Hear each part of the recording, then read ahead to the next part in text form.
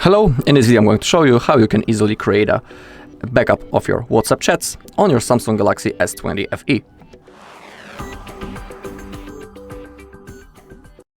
Alright, so to create a backup of our data, we need to open up our WhatsApp.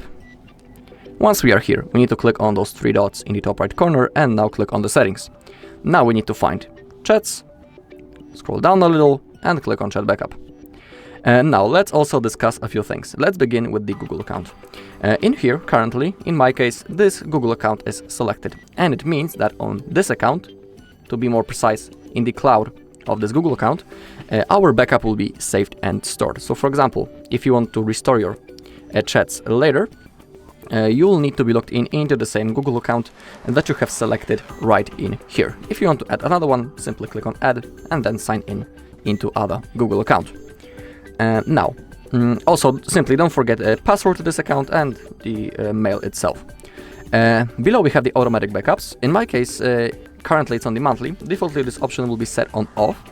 But for me, monthly is like a perfect setting because it means that simply each month the backup will be automatically made and I don't need to remember about making it manually. So it's pretty convenient and comfortable feature. Of course, you can pick between other modes, daily, weekly, or unlimited backup. It's completely up to you. It's also worth to enable to include the videos in our backup. I highly recommend. And on the bottom, we have end-to-end encrypted backup. It's like an extra security feature.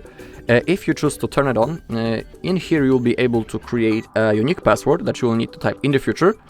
In the moment when you want to restore your chats. But be aware that if you create that password and when you lose it, you won't be able to restore the chats. So simply, if you want to create it, create a password that you will remember.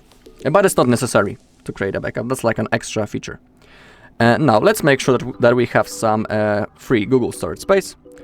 And now to create a backup, click this green button, backup. Now the process will start. In my case, it won't take long because I don't have many messages.